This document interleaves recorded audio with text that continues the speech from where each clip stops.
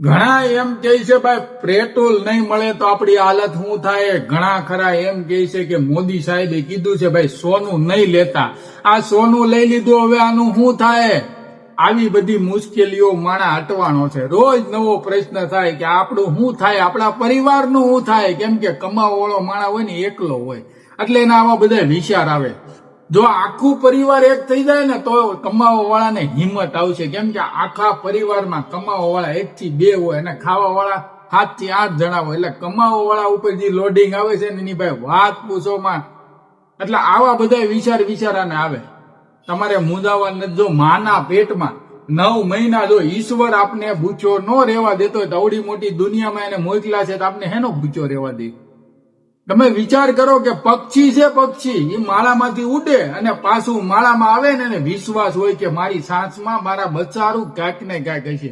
એટલે તમે ક્યાંક ને ક્યાંક કામ કરતા હોય ને ઈશ્વર ઉપર એટલો ભરોસો રાખજો। કોઈ પણ પક્ષી ડાળ ઉપર બેઠું હોય ને ઊંઘી જાય પણ એને ભરોસો હોય કે ઈશ્વર મને પડવા નહીં દે, એવો ભરોસો આપણે રાખવાનો છે અને આપણા કામમાં ધ્યાન આપવાનું છે।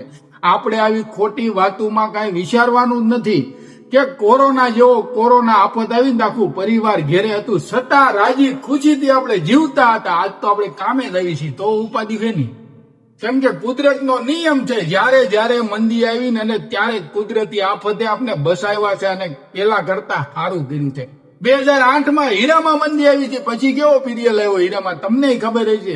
પછી કોરોના આવ્યો તો બધા ધંધા બંધ હતા, પછી જે ધંધા થયા અને ઓનલાઈનમાં જે માણસો ચડી ગયા અને નવા ધંધામાં જે માણસો ગયા તમે વિચાર કરો। એટલે કુદરતનો નિયમ છે, ક્યાંક ને ક્યાંક એને તમને કરાવવું હશે ને કરાવશે અને સારું થાય। એટલે ભરોસો રાખજો ભાઈ અને કામ કરતા રહેજો। જો કામ કરશું તો કઈક થાય, જીવનનો નિયમ છે। એટલે ભગવાન ઉપર ભરોસો રાખીને ભગવાન તારે જ્યાં લઈ જાવ લઈ જા, બાકી મહેનત હું નહીં મૂકું અને મારા પરિવારને હું હાચવી ન રહે અને મારું પરિવાર છે ને એ જ મારું બ્રહ્માસ્ત્ર છે।